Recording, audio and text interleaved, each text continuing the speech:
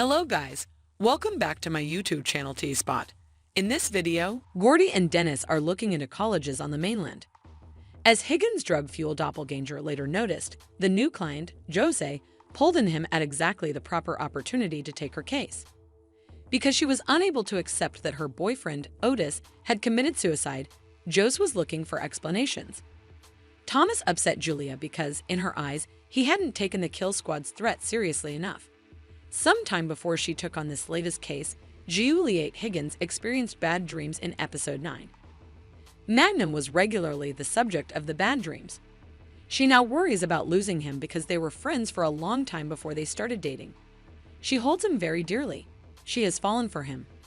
He is in love with her. They were extremely content together, despite the fact that they had both engaged in risky behavior and were leading perilous lives as private investigators. For their cases, they every now and again expected to go secret. They engage in gang warfare and human trafficking to achieve justice. As a result, Juliet is concerned about him. Pushing him away was a mistake on her part. She began to have nightmares in which he died violently.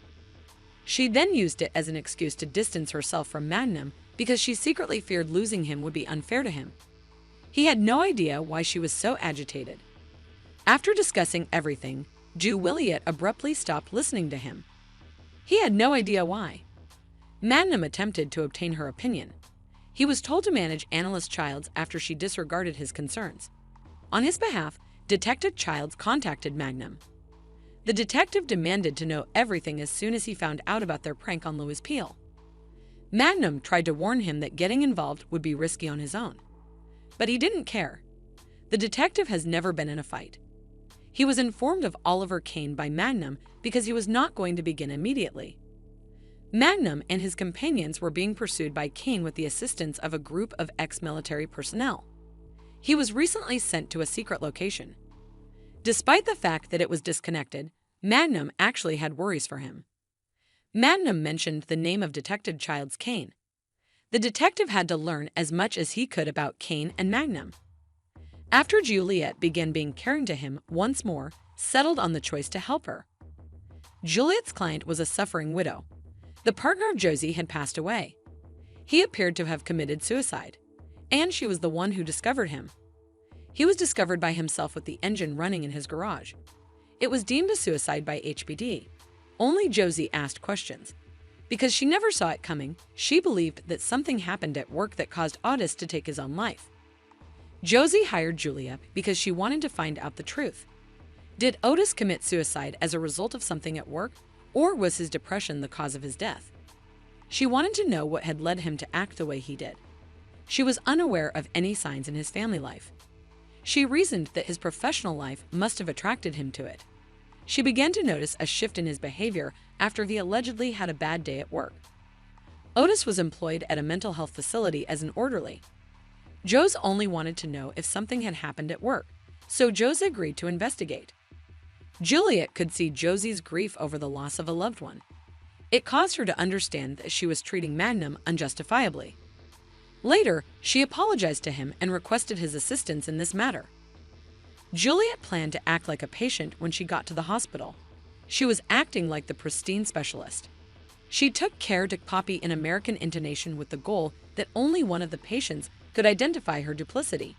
Becca watches a lot of House MD every day. Because she was aware that the primary doctor used harsh language to conceal his British nationality, she had a clear understanding of Juliet's speech.